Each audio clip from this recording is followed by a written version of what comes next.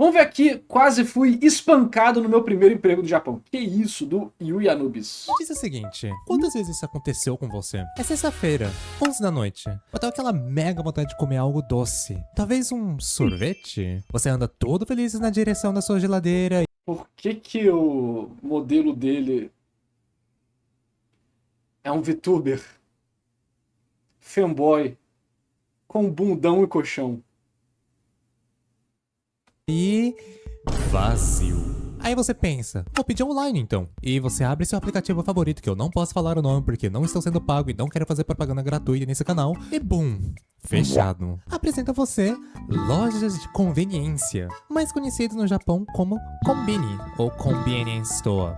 Whatever. Elas funcionam 24 horas no Japão, tem vários tipos, com cada um tendo sua especialidade e tem em todo santo lugar. É sério, em qualquer lugar que você anda tem um Konbini, é incrível. E eu, com meus 16 anos, eu resolvi procurar meu primeiro emprego. Já como eu tava estudando, eu queria ganhar uma grana extra. E eu sofri preconceito e quase fui espancado por um dos funcionários. Epa, essa é a minha história de como sofri preconceito no meu primeiro emprego. Mas como é que tu chega no seu primeiro emprego, cara? Tu chega com a calcinha apertando o pinto, cara. Vai com calma. Como eu disse no começo, cada loja de conveniência tem sua especialidade. 7-Eleven, sendo o mais famoso, tendo tudo na Não variedade. pode, quando você vai trabalhar, não pode não, cara. Fica a recomendação. Vai na moral. 7-Eleven também tem o Melon Soda, que por algum motivo só eles têm, eu não sei porquê. Lawson, tendo doces incríveis de gostoso. Family Mart, tendo frituras gostosas. Ministop... Não é um Ministop. Eu raramente vejo um Ministop. E no que eu trabalhei, sendo Daily Yamazaki. O Daily é mais conhecido pelos pão que eles fazem. Diferente das outras lojas de conveniência, Daily faz Dizem que pão no Japão é muito ruim. tudo na própria loja. Sim, tem pães que são feitos em fábrica no Daily, mas a maioria são feitas na hora lá. O que faz uma mega diferença. Meu Deus, como eu amava o Melon Pan deles, mano. Enfim, Mas devem ter pães bons, pelo jeito. eu acabei encontrando esse Daily por Um amigo fala que pão, pizza, essas coisas assim lá não são tão gostosas assim em comparação ao Brasil, pelo menos. um aplicativo de empregos no Japão. E eu resolvi mandar meu currículo pra eles. E no mesmo dia, eles me ligam querendo marcar uma entrevista comigo. Nice! No dia da entrevista, o chefe foi mega gentil comigo e assustado com o meu nome de japonês. O que, sinceramente, eu já tinha me acostumado naquela época, porque muita gente olha na minha cara e fica tipo, uou, pessoa que não é japonesa fala japonês. Hell yeah, que estranho. E assim, eu consegui meu primeiro emprego em 10 minutos ou menos. Yippee! Nas lojas de conveniência, eles sempre Parecendo Persona 5, pô. tem um calendário onde sempre no final do mês você tem que marcar os dias das semanas e horários que você vai poder trabalhar. Já como as lojas funcionam 24 horas, é crucial que se você marcar, você tem que comparecer no dia. Lembrem muito bem disso que eu acabei de falar. Já como eu era estudante na época, eu falei que podia trabalhar 3 dias por semana, no horário das 17 até as 22. Então são 5 horas de trabalho. No começo, só me pediram para organizar as mercadorias. Chegava caixas das mercadorias que estavam acabando, eu abria elas, eu lia com o scanner para avisar o computador que eu recoloquei as mercadorias e arrumava tudo. E tinha a parte das bebidas, mais conhecido como o freezer. Onde eu trabalhei, eles meio que deixavam uma jaqueta do lado da porta do freezer. Eu meio que ignorei no meu primeiro dia e entrei no freezer só pra reabastecer as coisas, como me disseram. E sinceramente, o freezer, tipo, não é tão frio assim. O problema é ficar mais de 30 minutos lá dentro arrumando tudo. 30 minutos, cara. Era tanta coisa que você tinha que organizar que, no mínimo, você ficava 30 minutos naquele frio. E desde então, eu comecei a usar a jaqueta que deixam na frente da porta. Nunca mais entro sem nada lá. Com o tempo, depois de você se acostumar, eles vão te puxar pro caixa. E é aqui que as coisas ficam. Trabalho com público no Japão é um dos trabalhos que existem, né? Tem vários. Primeiro, né, que a forma de lidar com o cliente lá e aqui é bem diferente.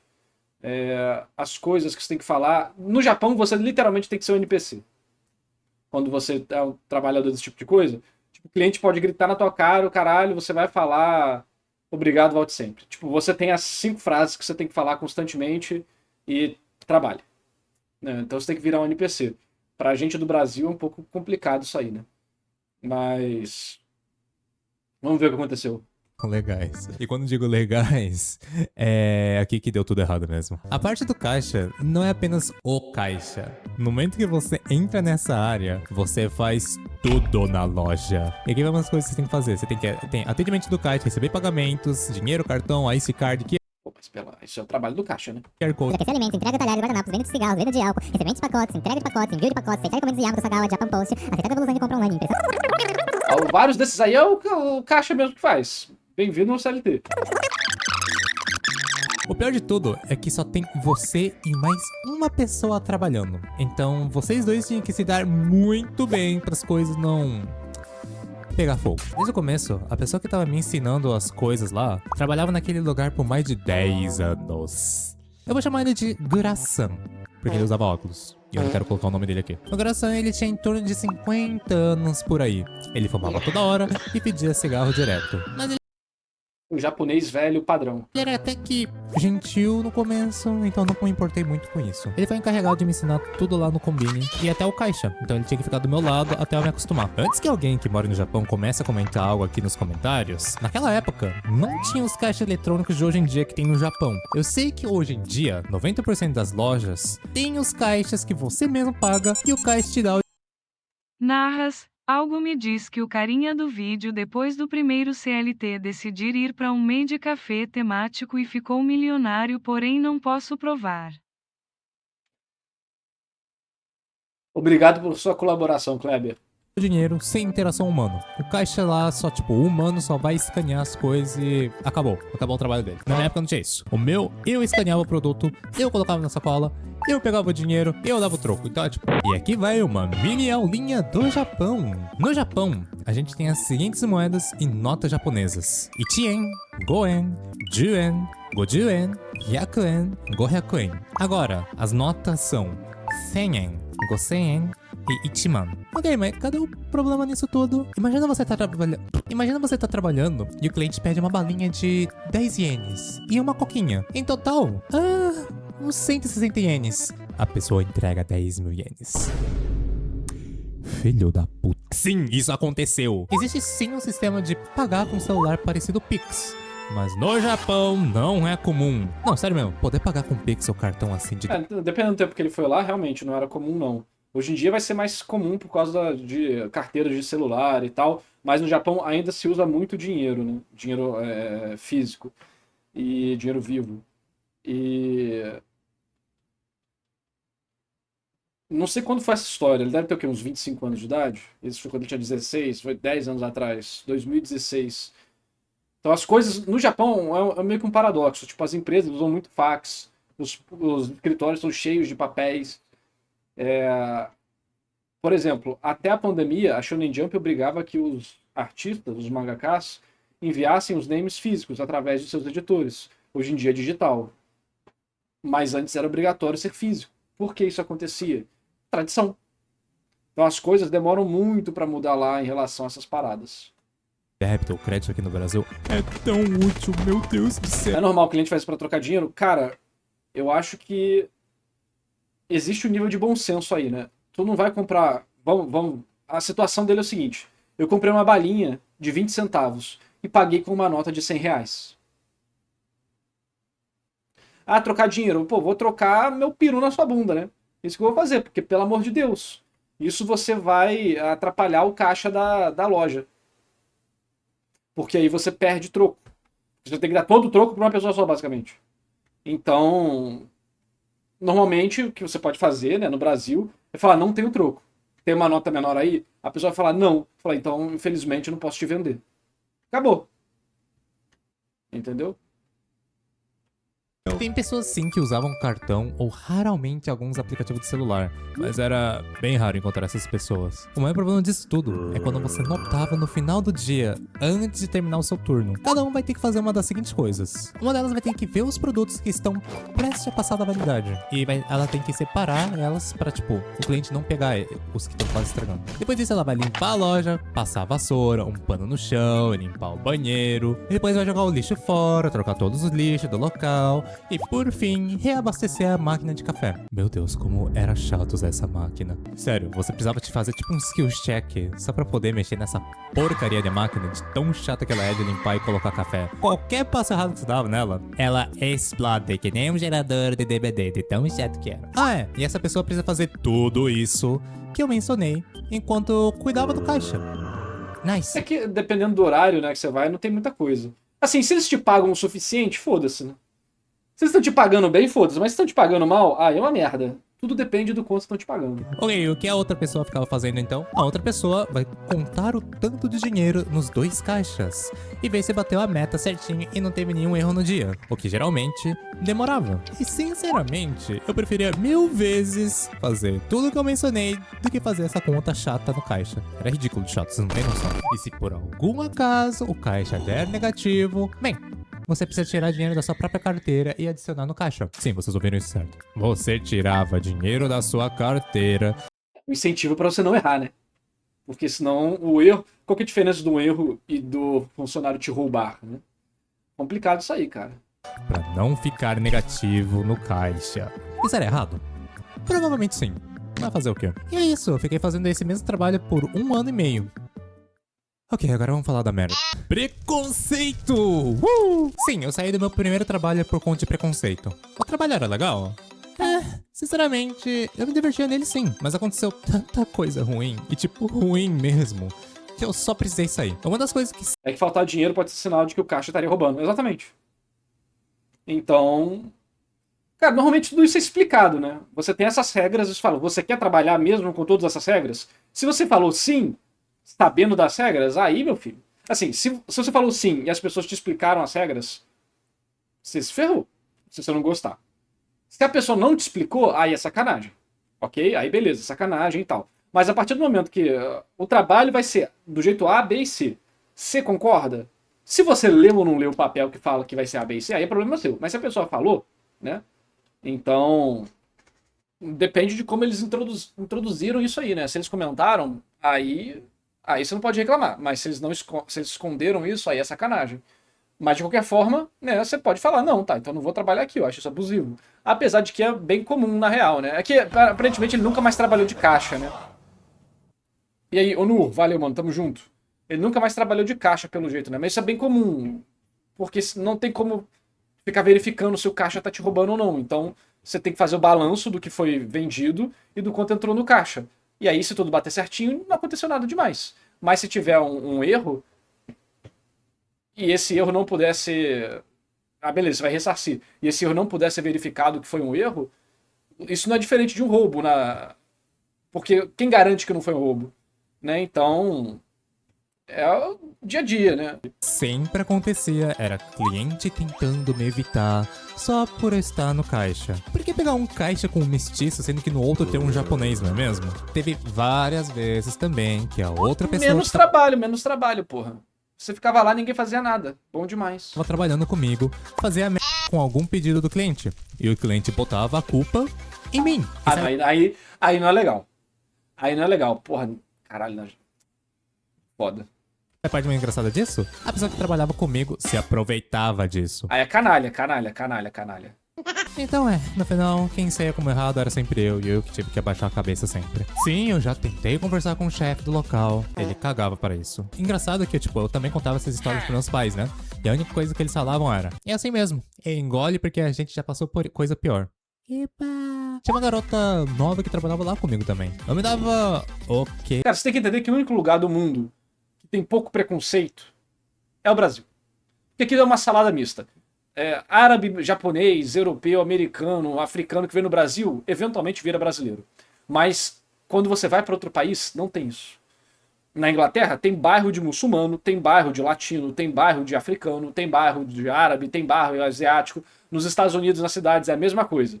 Tem os bairros específicos e eles não se misturam. Os muçulmanos lá na Inglaterra agem como se estivesse no Irã. Né, os mexicanos agem como se estivesse no México. Os japoneses agem como se estivesse dentro do bairro deles. Né? E até na cidade também. A quantidade de lugares que eu fui na Europa que ninguém falava nenhuma língua europeia foi muito grande. Nos Estados Unidos a mesma coisa. Você tem lá só Chinatown da vida, essas coisas assim. Aqui no Brasil é tudo misturado. Aqui no Brasil você vai ter os bairros, né? Em alguns lugares, tipo a Liberdade e tal, em São Paulo. Mas aqui as pessoas se naturalizam brasileiro muito mais fácil, né?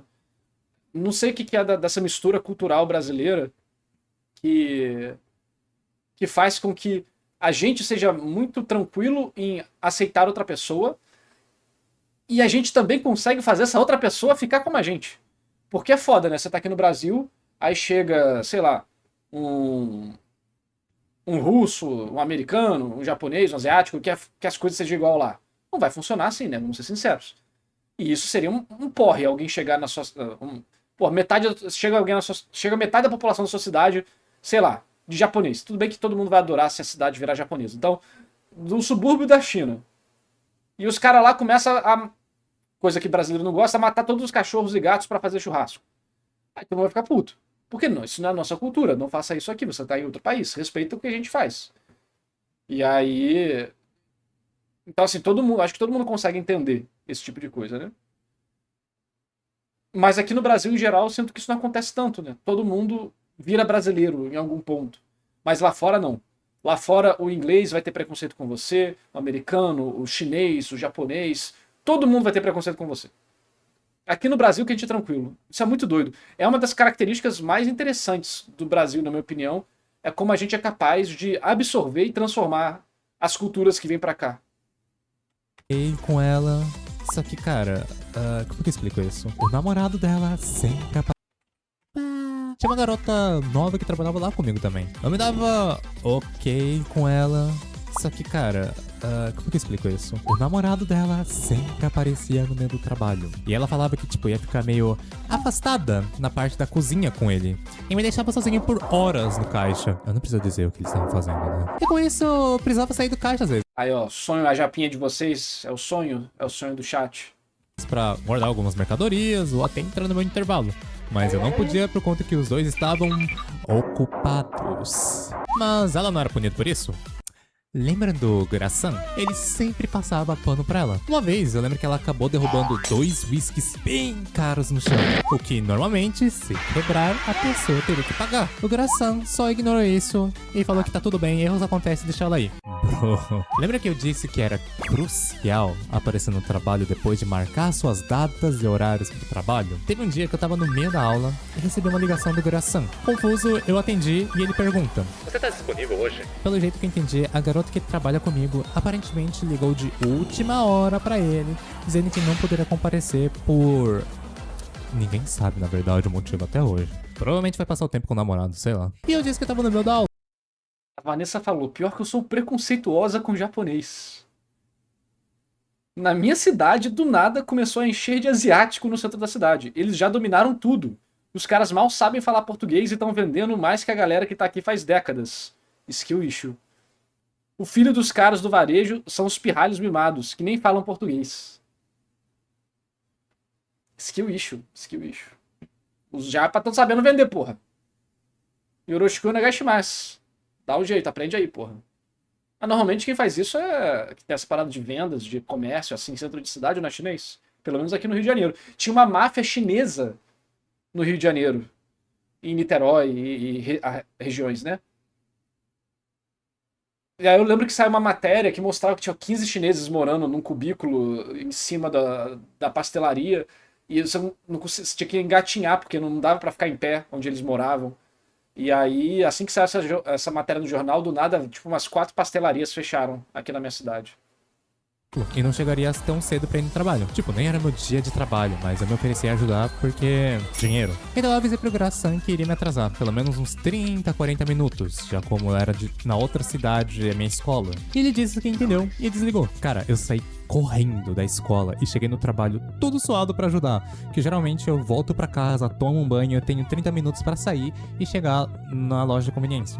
Mas dessa vez eu fui direto. E o filho da p... botou toda a culpa em mim, ao ponto de chamar o chefe na loja por eu me atrasar. Eu levei uma puta bronca do chefe por eu me atrasar, sendo que eu falei que ia me atrasar. Tipo, hey, hello. Não, o que você tinha que ter feito aí é falar, olha, esse não era meu dia, ele me ligou de última hora porque a outra garota não pôde vir, eu me ofereci pra vir e sair da minha escola pra vir pra cá. Se vocês não gostam, eu me demito. Tem que ter bolas, né? Tem que ter bolas. Ah, preciso do dinheiro, caralho. Pô, meus pêsames, procura o trabalho. Por que não? Porque uma coisa é as outras paradas que ele falou. Outra coisa é isso aí, o cara tá sendo feito de capacho. Se você não se defender, ninguém vai. Entendeu? Você fala, olha, não é meu dia, eu vim aqui de boa vontade pra ajudar. Avisei que ia demorar porque eu não estava programado de vir pra cá, estava na escola. Se vocês não conseguem apreciar isso e vão querer me dar bronca, que a culpa é da garota, não minha, que ele passa pano. Aí eu falava, ela quebrou um monte de coisa, esse filho da puta aqui passou pano pra ela, ignorou, caralho, isso aqui. Então eu vou embora, tchau. Ah, porra, que se foda, porque tudo bem que eles vão te substituir no dia seguinte, ninguém vai ligar. Mas tu tira do peito, né? E vai embora dessa merda. Nem era meu dia de trabalho. Enfim, eu não podia fazer nada, só abaixei a cabeça como Podia se demitir e xingar eles. sempre e engolir tudo aquilo. Com o Esse que é o tempo- foda, né? Esse que é o foda. O foda é que a cultura asiática também cultiva isso nos trabalhadores, né? O próprio vídeo do Shogo, comentando aquele livro sobre sociologia japonesa, fala sobre essa questão do subordinado no Japão e do chefe, e como que isso se transformou num negócio bizarro hoje em dia, que o nego descarta quem tá embaixo pra subir e tal. Enfim. É tenso lá mesmo. O coração meio que parou de me chamar pelo meu nome. E aqui vai outra linha de japonês pra vocês. É muito comum a gente usar san, kun e chan no final do nome. Sei que tem outros jeitos de falar, mas eu usei esses 3 exemplos, tá? Isso são chamados de Como é que eu leio isso? Honoríficos. Isso aí que tá na tela. Mas conhecido no japonês como keisho. Então, não falar Yui-san no final é um mega desrespeito lá no Japão. O coração Ou desrespeito ou muita proximidade, né? só começou a parar de me chamar e começou a falar mais curto e grosso comigo. Eu, que já estava acostumado com preconceito e racismo do dia a dia desde pequeno, eu só ignorei aquilo e continuei a trabalhar normalmente. Até que um dia, as coisas realmente acabaram passando dos limites. Lembra que a gente sempre precisa tirar os produtos que vão estragar? Geralmente, a gente joga fora esses produtos, mas a gente pode levar pra casa se a gente quiser. E eu costumava pegar alguns pra eu comer no intervalo, ou levar pra casa, ou pra escola no próximo dia. Um dia eu deixei separado uma fritura de batata, conhecida como hash potato, que eu amo. E depois disso eu ia entrar no meu intervalo e comer ela. Só que eu notei que, não tinha nada lá onde eu separei. E eu fui perguntar pro Gração, que tava trabalhando comigo nesse dia. E ele falou que tinha jogado no lixo. Confuso, eu perguntei o porquê disso, né? Não faz sentido. E ele já, em um tom puto da vida, falou que era por conta que eu tava fazendo a maioria das coisas erradas. O que, na verdade, é mentira dele. Quando ele ficava assim, é porque alguma coisa no dia dele foi muito mal. Aí ele meio que tinha que descontar em mim. Já como as garotas bonitas não estavam trabalhando com ele, e eu só um macho mestiço tava trabalhando com ele naquele dia, então... Ora, olha quem tem aqui pra descontar meus problemas. Eu naquele dia, eu tinha perdido um pouco a paciência e sentei pra conversar com ele. Não aumentando o tom de voz, mas realmente sentei pra conversar com ele. O que eu geralmente nunca faço, porque no fim das contas, eu sempre saio como errado mesmo, então não valeria a pena. Mas aquele dia, eu queria tentar mudar aquilo. Mesmo você me tratando que nem lixo, eu nunca te tratei mal desde o primeiro dia. Sempre compareci aqui no trabalho pra ajudar nos momentos que os outros não podiam. Tempestade, nevasca, Ano Novo, Natal, eu sempre estive aqui. Então, por favor, pare de me tratar assim e não jogue as coisas que eu vou comer.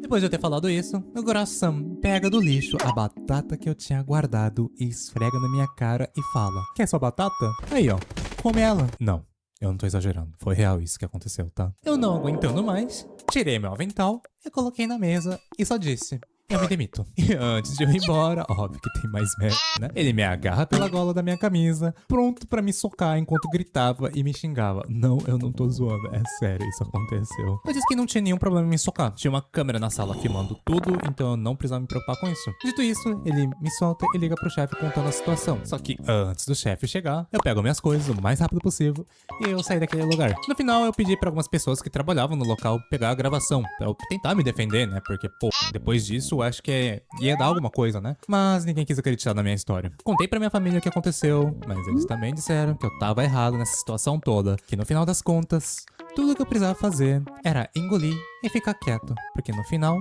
eu vou sempre estar errado. No Japão, mas em geral é isso aí mesmo. Mesmo se ele não fosse mestiço, isso é a mesma merda. Talvez não tão pior assim, né? Mas não tão ruim. Mas é isso, a cultura lá é isso. O seu superior tá cuspindo na tua cara e você fala... Sim, hi. É isso. É uma merda. trabalhar CLT no Japão é muito estranho em comparação à CLT aqui no Ocidente, né? Esse aí teve que engolir. Esse cara aí engoliu muita porra calada, né, coitado? Brutal. Esse cara deve ter feito merda, ele escondeu tudo. A gente não pode saber o que aconteceu de verdade, que a gente só tem um lado da história, né? Mas eu consigo ver coisas muito parecidas com isso acontecendo. Eu consigo ver. Foda-se, aqui é a mesma merda, dependendo, até pior. Cara, eu discordo. Eu discordo. Eu discordo muito. Aqui, pra o cara, o funcionário revidar é muito fácil. Aqui o funcionário revidar é muito fácil, tanto legalmente, né, judicialmente, como fisicamente também. Ou tu não acha que se você for, sei lá, um assistente de pedreiro, um engenheiro tá te tratando mal, igual o lixo, te xingando o caralho, esse assistente de pedreiro não vai chegar com mais 5 pedreiros pra dar umas porradas no cara? Claro que vai. Aqui no Brasil o negócio é um pouco diferente, pô. Então, existe sim maus tratos em todo lugar. Em todo lugar. Só que lá no Japão é cultural abaixar a cabeça para abuso. Aqui no Brasil vai acontecer? Claro que vai. Mas não é cultural. Se você falar isso pra tua família, muito provavelmente a sua família vai querer chegar lá com um carro atropelando todo mundo. Não vai falar, filho, você estava errado, você tem que abaixar a cabeça pro cara te bater e te xingar e te cuspir. Entendeu? Mas lá no Japão vai ser assim muitas vezes. Os motoboys que foram em peso na casa do maluco que fez o cara fazer um vídeo de desculpa. Pois é. Se no Japão você revida, você pode ser preso até por ser. Se no Japão você revida e é mestiço, tu pode até ser preso. Cara, no Japão. Mano, se você não é japonês, você tá fudido no Japão. Resumindo, pra morar lá. É isso, tá ferrado. Você sempre vai ser culpado. Você é sempre culpado até que se prove o contrário. E mesmo provando o contrário, eles não vão acreditar porque eles vão fazer o que é bom para o japonês. Né? Então, se um japonês te bate e você bate nele de volta, os dois deram um soco em cada um, você vai tomar uma pena absurda e o outro japonês não vai acontecer nada. É assim. Então. É foda mesmo. Deve ser uma bosta. E ele nem falou da. Se você for em uma loja de roupa, em outros estabelecimentos, o caixa, o que mais tem é caixa passando perrengue lá no Japão, né? De gente gritando com caixa, maltratando o caixa, essas coisas. E é isso, essa foi a minha experiência trabalhando primeira vez numa loja de conveniência. Eu também trabalhei em outra loja de conveniência e deu na mesma situação. Mas isso fica pra outro vídeo, né? Calma. Se 2 vezes aconteceu igual... Aí... Tem um elemento em comum, amigo. Vamos com calma. Não fala isso não que você vai se incriminar. Você vai dar motivo pro Luca que tá reclamando de você aqui no chat. Não faça isso. Não gere provas contra você mesmo, cara. Aí tu tá se sacaneando, mano. Tá se sacaneando. Vai com calma. Algumas coisas, fala baixo, Neng, entendeu? Mas, assim, ele passar por preconceito no caixa vai ser padrão. Todo mundo vai ignorar ele porque ele não é japonês e o japonês não vai querer lidar com isso. É muito fácil. Lá realmente é muito fácil. É que a gente não percebe isso estando no Brasil. Mas se você ir para outros países que são mais fechados etnicamente, é muito clara a diferença. Tudo bem, você tá no meio artístico, isso aqui. Aí a galera sempre é mais tranquila, é aberta com variedades e diversidade. Mas, mano, tu vai num ambiente empresarial de baixo nível, né? Porque o ambiente empresarial de alto nível é só, tipo, gente de gravata falando com gente de gravata, uma coisa. Mas você vai num ambiente empresarial de escritório, mano, todos os vídeos que eu vejo de pessoas falando de trabalhar em escritório, caramba, fala, principalmente das japonesas, fala, se vocês achavam que as brasileiras eram falsas, é porque vocês não conhecem as japonesas. É absurdo. O nível de política social japonês está muito acima do nível de política social do Brasil. Porque a língua japonesa, ela trabalha muito com contexto, né? High Context Language. Ela é uma High Context Language, ou seja, coisas que eles não precisam falar e é compreendido. Enquanto outros países têm um Lower Context Language. Então aqui o Brasil até que tá bem posicionado nisso, aqui na metade. Mas na Ásia, mano... Ou seja, eles falam A e querem dizer D. e você tem que pegar isso pelo contexto. Então, eles estão muito mais acostumados a falar mal de várias formas diferentes que você não percebe, a te sacanear, a te sabotar, tudo indiretamente sem você perceber, entendeu? Então, é muito complicado mesmo, é muito complicado. Resumindo, não há lugar como o nosso lar. E quando você quiser se mudar para um outro país que é muito diferente do seu, tem que ter muito processo de adaptação. Mas é uma pena aí que o Yui passou por essas situações aí. Espero que. Tá no Brasil? Não sei se ele. Acho que ele tá no Brasil, né? Espero que aqui as coisas tenham ficado mais tranquilas.